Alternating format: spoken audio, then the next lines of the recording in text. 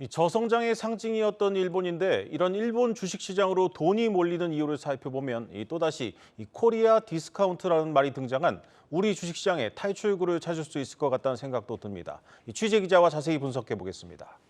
증권부 유주환 기자 나왔습니다. 유 기자, 먼저 좀 정책 얘기부터 해보겠습니다. 일본 정부가 지난해부터 적극적으로 증시 부양에 나서고 있는데 어느 정도 효과를 봤다고 생각하면 되겠습니까? 네, 맞습니다. 대표적인 정책 두 가지만 먼저 소개를 해드리겠습니다. 네.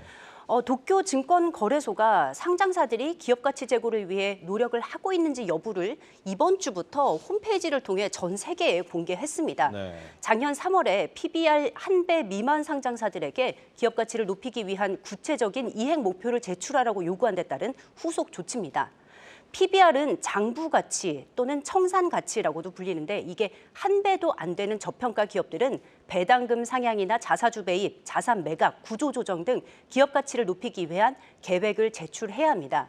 지금 화면에서 보시다시피 홈페이지에 게시된 엑셀 파일을 열어보면은 기업들이 구체적인 계획을 제출했는지 여부가 체크가 돼 있습니다. 네. 아까 계획을 제출하지 않은 기업들을 지금 분홍색으로 앞부분에 좀 칠해봤는데 여전히 40% 정도가 이 계획안을 내지 않은 상황입니다. 네. 자, 그런데 이들 기업들이 끝까지 버티기는 어려운 상황 같습니다. 왜냐하면 도쿄거래소가 매달마다 이 리스트를 업데이트해서 공개할 예정이기 때문입니다.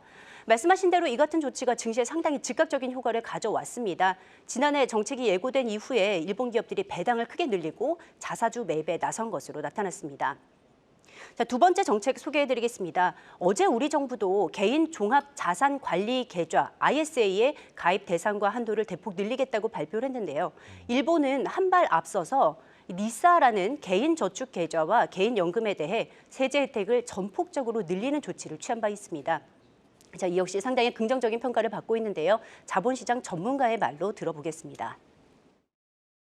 PBR이 1 미만인 기업들은 PBR 1 이상으로 올라갈 가능성이 있구나라고 해서 이제 기관 투자, 글로벌 기관 투자자들이 그리고 해외 유수 투자자들이 일본 주식을 이제 사는 행태들이 계속 나타나고 있습니다. 주식시장의 화랑에 대한 기대감, 그리고 전고점을 넘을 것이라는 기대감이 이제 꽤 널리 퍼져 있다고 볼 수 있습니다.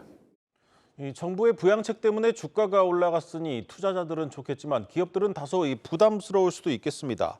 그런데 일본 정부가 이렇게 증시 부양에 매달리는 이유는 뭡니까? 네, 바로 저성장의 고리를 끊어보겠다는 강한 의지가 이런 증시 부양책으로 이어졌다고 분석할 수 있겠습니다.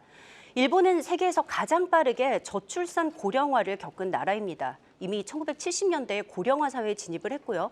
2007년에 초고령 사회가 됐습니다. 또 오랜 경기 침체로 경제 역동성이 떨어지고 기업들의 투자와 성장의 선순환이 막혀 있다는 지적이 계속해서 있어 왔습니다. 또 두 번째로 일본의 가계들 역시 자금 운용에 매우 보수적인 편인데요. 일본 가정 장롱 안에 200조엔이 숨어 있다 이런 말이 있을 정도입니다. 장기간의 임금 정체 또 실질 임금 감소는 일본 경제의 고질병으로 꼽히는데 이 마이너스 금리 하에서 투자도 하지 않다 보니까 노후 대비가 더 어려워질 수 있습니다. 이런 상황에서 가계자산 증대를 위해 금융투자 상품으로 머니무브를 정부가 주도하고 또 수익을 낼 수 있는 판까지 좀 깔아준다고 볼 수 있겠습니다. 또 공적 연금 측면을 살펴보겠습니다. 우리나라 국민연금의 기금운용 수익률이 1%만 올라도 연금 고갈을 5년 동안 늦출 수 있다는 통계가 나와 있는데요. 일본은 당장의 연금 고갈 이슈에서는 좀 피해 있지만요. 주식 수익률이 올라가면 연금 재정이 튼튼해지는 효과도 기대해 볼 수 있습니다.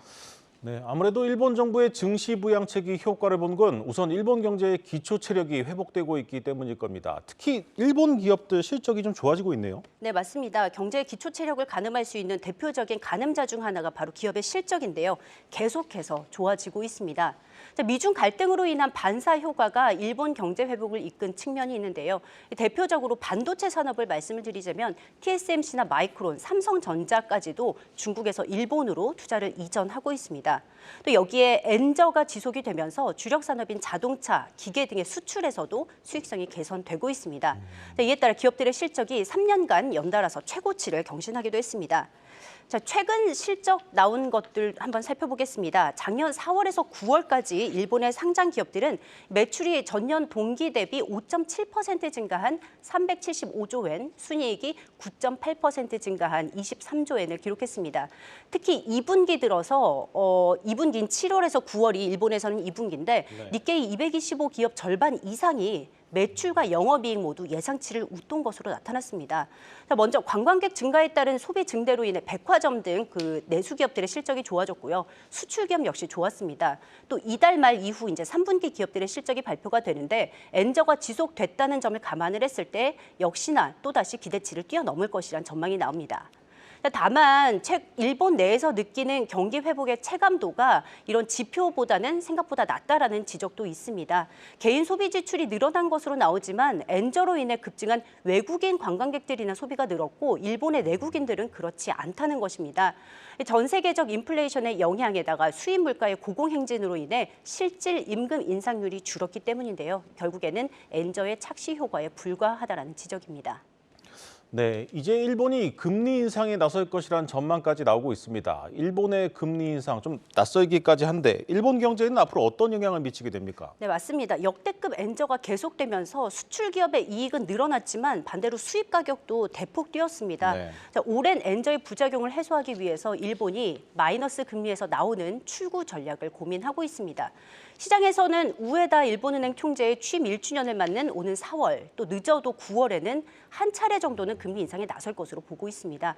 다만 엔화 가치가 급격히 오를 경우를 막기 위해서 이 당국은 매우 점진적이고 완화된 속도로 하겠다는 걸 재차 강조하고 있습니다.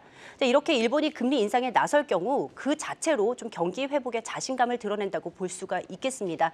다만 엔화 가치가 올라가면서 엔저의 효과는 좀 상쇄가 될 것으로 보입니다.